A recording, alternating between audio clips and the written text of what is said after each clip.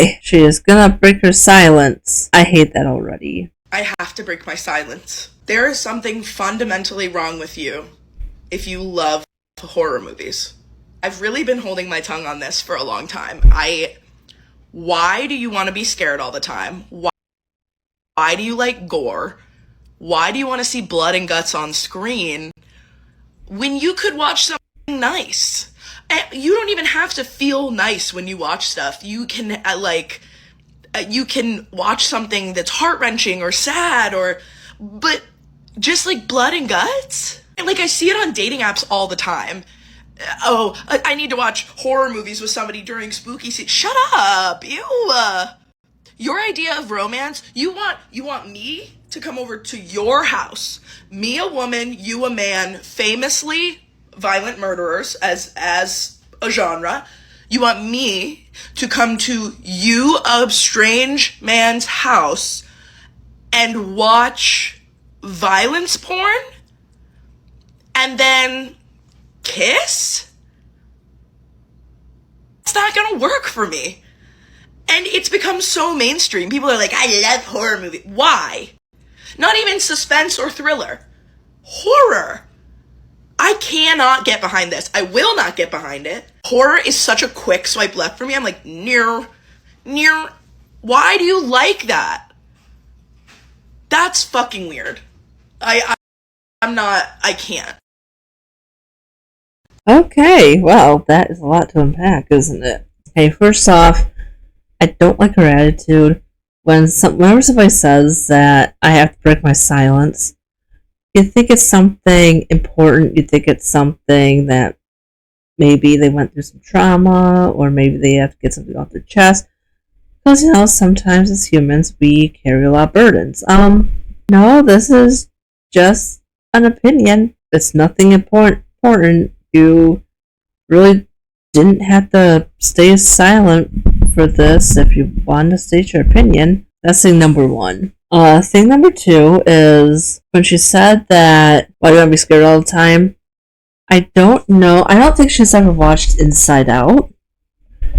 Because if she watched Inside Out, and Inside Out 2 kind of explores this a little bit deeper, humans are complex creatures. We don't just feel one single emotion at one time.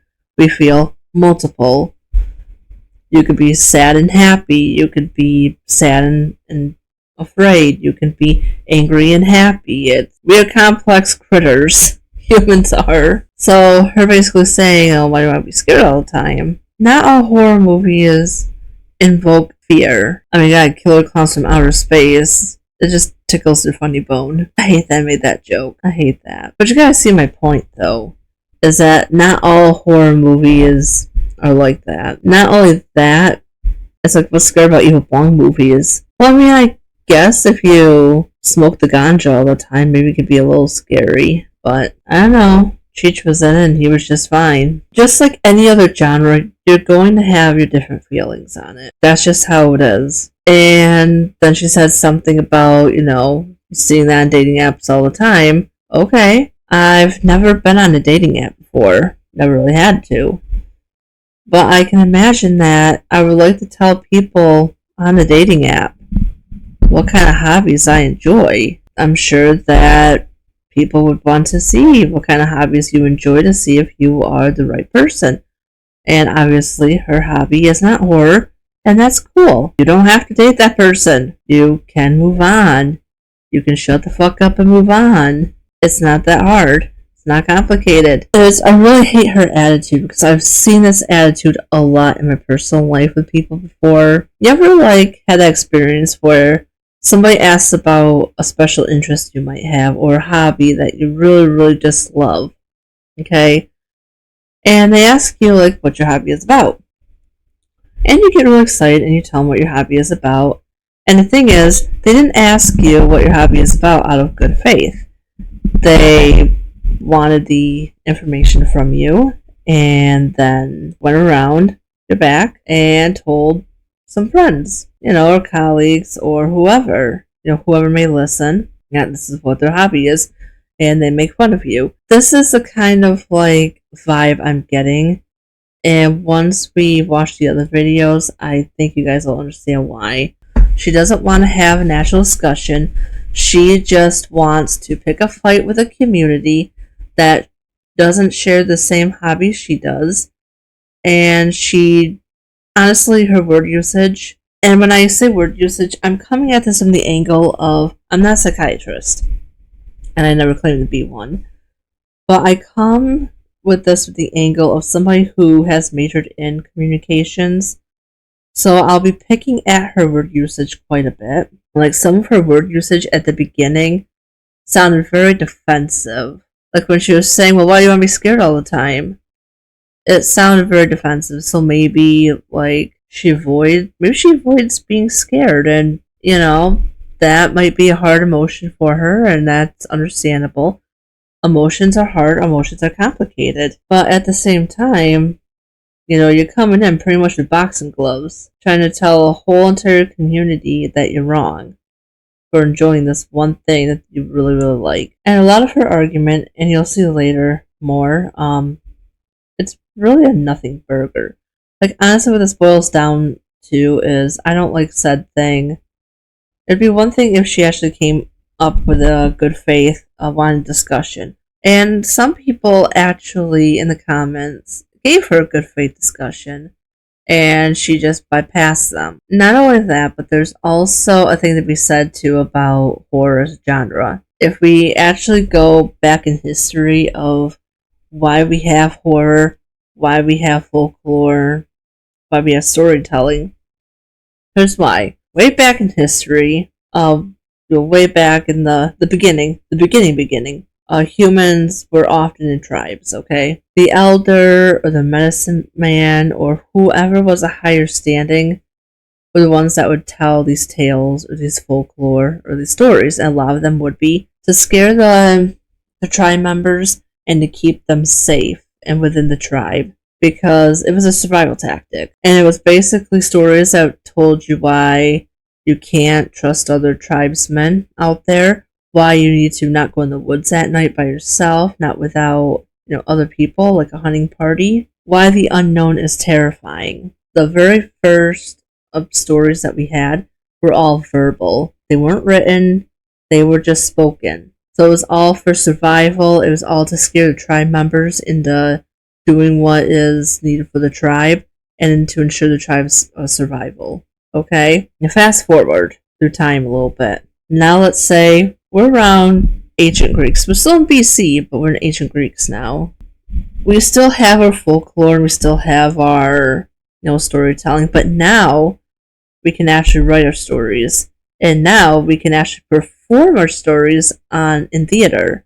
So our stories, which were still designed to keep society functioning, scare people into keeping their nose to the grindstone, doing what's best for their society, but now you have an entertainment spin on it. And if you know, a lot of ancient civilizations, like the ancient Greeks, had some pretty scary stories. Like we had stories about monsters, titans, gods doing horrible things to mortals. Zeus, we're looking at you, buddy. And it's not just, an ancient Greek thing. It was also Egyptian, Norse mythology, Japanese folklore. Japanese folklore is terrifying as hell. And again, all this folklore and stuff was designed to not only be entertainment now, but also to scare you into doing what you need to do. So you're still trying to make your society thrive, and it's scaring you into having good morals. So we're going to fast forward a little bit again, because now you have the entertainment aspect. Now you have things like fairy tales, the Brothers Grimm.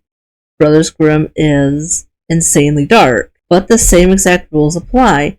They were scary stories written for children to give them good morals. Little Red Riding Hood, don't trust strangers, don't go out in the woods at night. Cinderella, if you work hard and you're honest and you don't give up, you keep faith, your dreams will come true, and crows will peck out your stepsister's eyes. So it was around that time when we started having more entertainment type horror. So fast forward now, we still have the aspect of the entertainment, but we also have, there's so many horror movies made from ancient folklore and ancient stories that they're just timeless. TLDR, what I'm trying to get at is horror has always been ingrained in society and how we told stories. It's just now the function is to entertain, maybe poke at political belief or maybe explore different ideas. Yeah, we're not trying to make our society survive off of horror movies or anything, but I mean, there's so many horror movies now with political messages. Like I believe last time in our a podcast, we covered The People on the Stairs, gentrification. You have a lot of horror movies that are about racism. You have horror movies that tackle SA. You got horror movies that tackle the fear of pregnancy and motherhood. So horror is just a tool to explore darker ideas. And not only that, but I find that horror is also a good tool. You can pretty much be as crazy and creative as you want with it. Horror isn't just blood and guts. It's not just, people want to be scared. It's horror does have a point in our society. Sorry, I love history too. So no, you're wrong. But if you want to watch a rom-com or you want to watch something else that makes you giddy or sad, those things exist. You can go watch them without dogging on horror. I mean, I'm not always the biggest fan of rom-coms. And as much as, I can... And there are some rom-coms, though, that I do like. I like The Wedding Singer. That's a fantastic one. But one of my favorite horror romance movies that I want to say ever actually came out this year called Lisa Frankenstein. And it meshes horror with that rom-com feel. And I adore it to bits. To pieces even. But to say that pretty much horror just is blood and guts and everybody just wants to be scared and it's so weird and it's this and this. Blah, blah, blah, blah. And I don't like getting worked up because this is obvious again somebody who is, they don't want conversation. But I'm also pretty sure that they're not going to care anyway because they are a professional shit talker. She's talking about how she doesn't want to go to somebody's home that she is going on a date with and have like a whole bunch of like horror stuff and watching horror and she does, ew, no. That is such a nothing burger of an argument for me because do you know how you could easily remedy that? You can just find somebody with the same hobbies and interests as you. If you don't want to date somebody who likes horror, then don't date them. It's that simple. People are not offended because you have dating preferences. It's fine. Everybody has their own preferences. Everybody has their own shtick of what they can and can't take. It's fine. It's understood. But I really don't like her condescending attitude either about all this. Her condescending attitude of basically, what I like is better than what you like, and you're weird for liking this.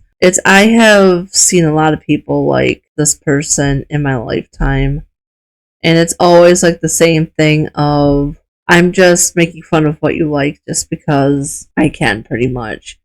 Like, what are you going to do about it? Which I think is sad, because I think we could have an actual decent argument about why people are attracted to horror. Why it's so ingrained in our society. And she said it's mainstream. Okay, cool. There's a lot of things that are mainstream. Anime is mainstream. Liking Squishmallows are mainstream. I don't understand what mainstream has to do with, if you enjoy the hobby, you enjoy the hobby. I mean, unless you're trying to pull the whole I'm not like other girls shtick, enjoy your hobby. Do what you want to do. Totally fine. But like I said, like nobody is, she just wants to pick at a community and she didn't think that she was going to get this much fire. This is so funny. I made a video about how I think there's something wrong with you if you love horror, and everyone in the comments is like, there's not something wrong with me, there's just something really wrong with me. I just have been through a lot. That's what I said. Okay, but that's not what you said, though. You said there's something fundamentally wrong with you if you enjoy horror. Like, you're not opening a dialogue and asking the question, like, I don't understand horror myself, but why would somebody really enjoy horror? It's yes, and horror can be used as a tool if you're traumatized. Horror provides a safe environment to explore dark ideas. And the whole thing about that is called a little word consent. Okay? Stay with me here. Whenever you view anything, a piece of media, a movie, comic book, a story, you are giving your consent to view this media and whatever its contents are remain inside. The juicy body of the contents, as you will. Okay? You're giving your consent to do this. And so, if you have been through trauma, or even if you haven't been through trauma, but you're kind of curious, because, I'm sure everybody has at least one friend who is a trauma survivor, and you want to get closer to that friend to understand, what's going on, any way you can help them if anything happens. Like maybe they're having a really bad, dark day, and you want to help them and understand. Or maybe you just have a curiosity of things. Like, I've been pretty sheltered my whole life, and there's a lot of dangerous things I don't want to. I'm not going to go out of my way and attempt those dangerous things. Instead, I'm in the comfort of my own home. If I feel curious enough, I'm going to watch a horror movie about it, because guesses are there will be a horror movie about it. I pop in a movie, I give my consent to watch that media. And the thing is, real life can get quite dark. Real life can be quite harmful. Real life is just too much sometimes. But the difference between popping on a horror movie and you're giving your consent to the horror movie to watch it, in real life, you don't always have that consent to experience those things. Sometimes you just experience those things in the most heinous and fucked up and shitty way, and you had absolutely no say in it. You did not give consent. There is no safe environment for you to explore those ideas. You had those ideas thrusted upon you one way or another. That is why people feel more comfortable around horror movies. Because I can, at the very least, if something gets too intense, I can turn it off. I don't have to sit here and watch it until it's entirely, or wait till I'm brave enough and put it back on. Like, at the end of the day, I watch a horror movie that explores a dark idea. I actually didn't experience the idea. I watched the idea. So I could pop it off and still go on about my day. People who experience those horrible things in real life, they can't do that. But watching a horror movie in the comfort of your own home and turning it off if you want to, there's really no consequences to that. Maybe it's a really bad movie and you wasted an hour and a half, but that's about it. She acts like the kind of person who wants to know what your hobby is. That's something that you generally love and something that you really, really you just love. And go behind your back and make fun of you for it. My main problem is she not only doubles down, but lies about what she said and ignores the problem around what she said. Yeah, I mean, it's no wonder why people are coming for her. She's not very funny. Wish that was her only crime. There is something fundamentally wrong with you if you love horror movies. I fear my take may not have been strong enough. Horror fans are proving themselves even more insufferable than previously thought in my comments. They are ratioing me to hell because they're angry that I don't like what they like. The media literacy is at an all-time low. Like, horror fans are so, like, the TikTok generation, clearly. Everyone's like, how would you like it if I said that I didn't like the art behind you? I would say, okay, well, it's in my house. So it actually doesn't matter at all. They're so pressed. Insufferable people, all of you. Why do you care I'm talking shit? I'm literally talking shit, and I've gotten a lot of views and engagement about it. And so I thank you for that. And I hope you have fun watching your violence porn, and I hope that you enjoy your trauma or whatever. Okay, and that is the triple down. It's the condescending way you are treating people. Ones that actually want to give you a good conversation about this. Second, you're saying that media literacy is at all-time low, and I agree with you. Maybe you lack media literacy. In fact, I'm pretty sure you do. And I'm trying not to, like, serve the same energy, but it's really hard not to, because she is damn annoying. There are so many horror media out there that explores dark topics, but I just went on a tangent about that. And a lot of those dark topics are best left to the horror genre. I mean, a romantic comedy isn't going to talk about systematic racism.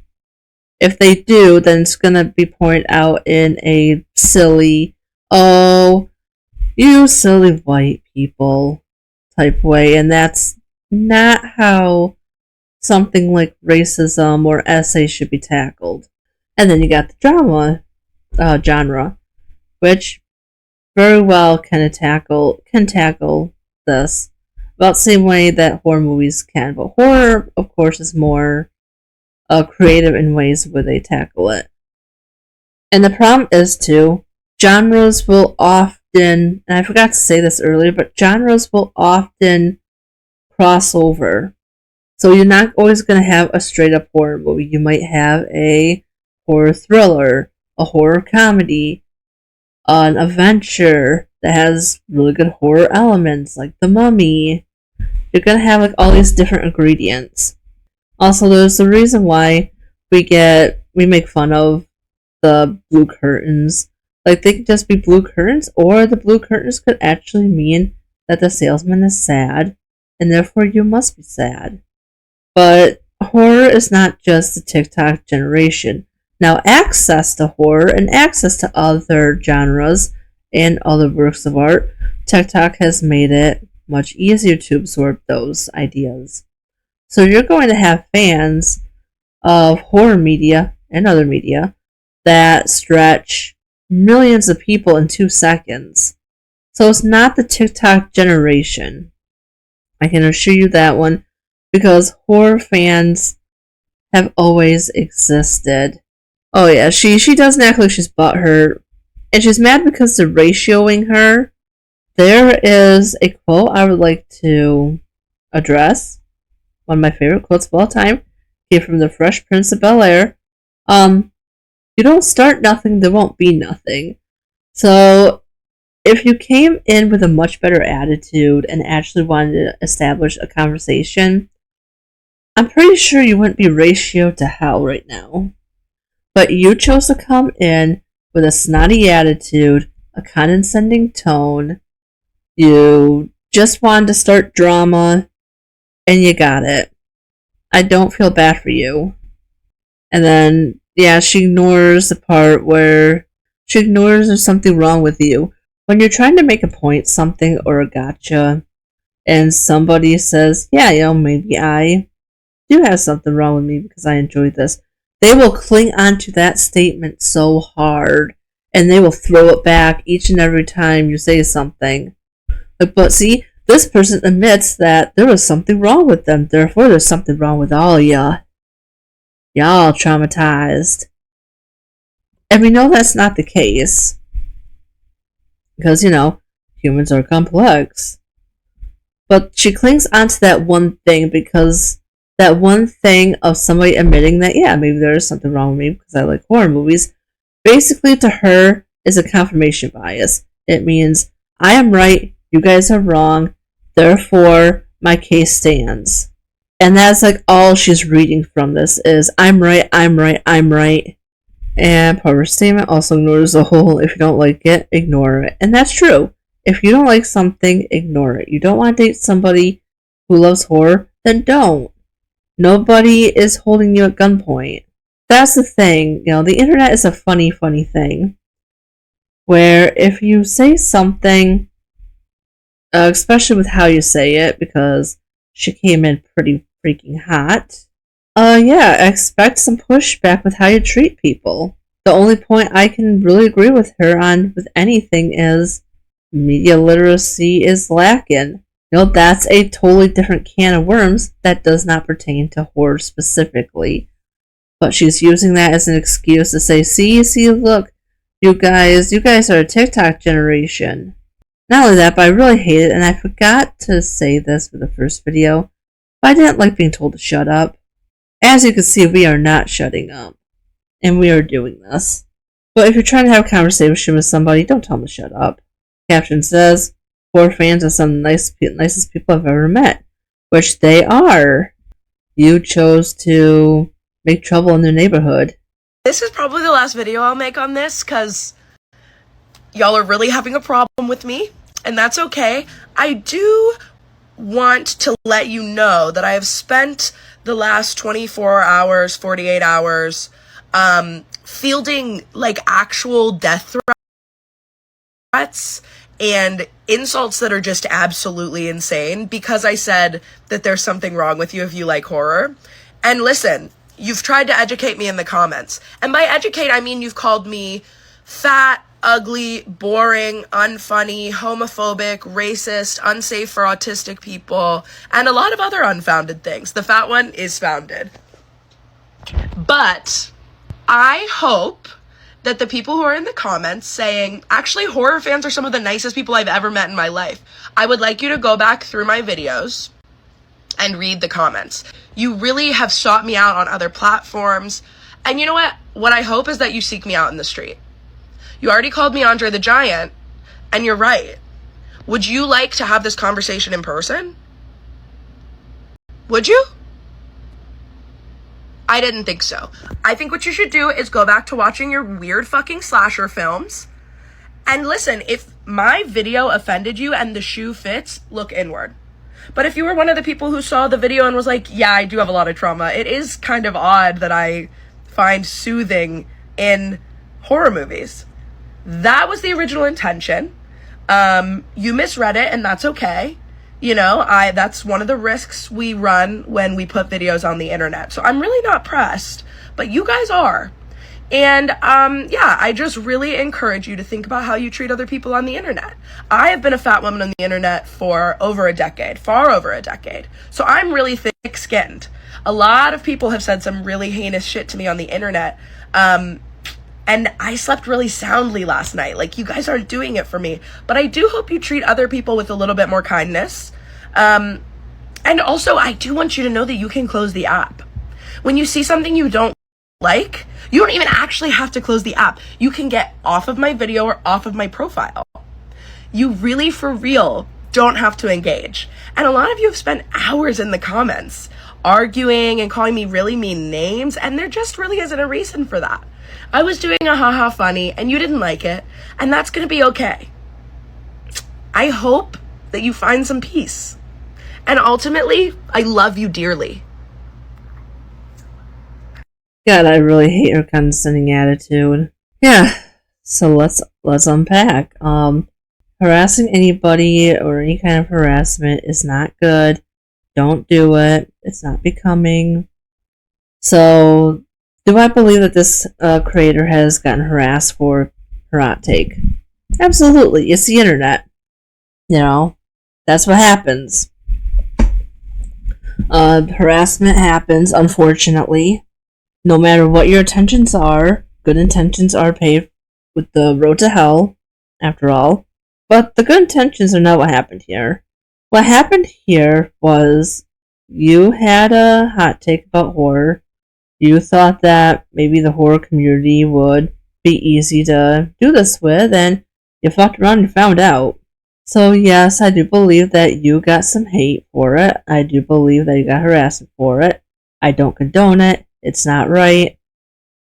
But I don't believe you got as much harassment as what you're leading on to. You're tripling down, again. That seems to be a thing that you do. You don't take accountability. You don't say, hey, I'm sorry if I hurt somebody's feelings. And again, you took the one person who may have agreed with you that, yeah, maybe I do have trauma, and it's weird that I find comfort in horror movies. You ran with it, you stuck it close to your chest, and that's the only thing you're focusing on to keep your mind thinking, I was right, everybody else is wrong. I want to give people the benefit of the doubt when it comes to threats. The horror community is actually super, super welcoming. And the thing is, if this creator really wanted to have a legitimate conversation, the horror community would be more than happy to. And nobody misread the situation. You were pretty blatant on what you mean. For somebody who's been on the internet for over a decade, like, hi, how are you? So have I. Like, you really don't know how to speak to people, I guess, is what I'm trying to say. Because if you wanted your point to come across, well, you wouldn't have come off as the way you did. But a lot of this stuff, yeah, I feel like she's trying to cover for criticism because she is mad. I mean, it's engagement bait no matter what, but I think she is mad that people just didn't take it the way she wanted it to. Like, who knew? You say something on the internet, people are gonna get angry. And yeah, nobody misread anything that you said. You were pretty honest with what you had to say. But I'm also a firm believer that everybody should have a communications class. But something tells me even if she had a communications class and she took it, she wouldn't apply it here. That's the thing too. Like, if you post anything on the internet, you are a public figure, you can be criticized. I can be criticized. I'm going to put this on YouTube. I can be criticized for everything that I'm saying right now. And you know what? That is the person's right to do so because I am putting myself out there. So if you have a shit take, people are going to criticize you for it. And I don't like her combativeness. I feel like she's using aggression to hide something. Most people, when they're getting criticized like that, and they use aggression, like, would you say that to my face? Would you say that to my face? She's insecure about something. Maybe she's insecure at the fact that the quote-unquote comedy didn't land well, and now she's getting ratioed. For somebody who is facing a lot of criticism, someone who's, I'm thick-skinned. Okay, cool. But you're very aggressive. You're basically trying to call people out to fight you. How well do you think this is going to go? What if someone actually takes you on that? Why are you trying to make your case, triple down, you're gaslighting everybody into thinking that they're the ones in the wrong, you're right, and for someone who doesn't care and can sleep well at night, you made 4 TikToks. 4 of them. You must care at least a part. Just a little bit. Just a little smidgen. You must care a little bit to make 4 of them. Like, I don't understand your logic. And that's the thing, too. Like, you can not want criticism all you want to, but at the end of the day, you told a group of people that their hobby is trash and there's something wrong with them if they actually like that hobby. I saw someone make a good point. Good art is you getting away with it. So in the case of comedy, if you're not making everyone laugh, then you're not making good comedy. Her comedy wasn't funny to anyone but her. She's a quote-unquote comedian and shit talker. Can you make funny statements while shit talking? Absolutely. We do it all the time. Especially if you've been in the workforce. You work retail. You do it. We've all done it. But shit talking does not equal comedy. Like, I'm sorry, but where's the guffaw? I think she was using the aggression to hide the fact that no one agreed with her. Agreed, because people get very aggressive and defensive when they feel like they are put in a corner. She's getting defensive. She's like, well, why isn't everybody agreeing with me? I'm right. There's something wrong with them. And people will hide aggression to hide other things as well, like insecurity and whatever else. How thick-skinned are you really when you go to physical violence because the internet didn't agree with you? And that is the tea.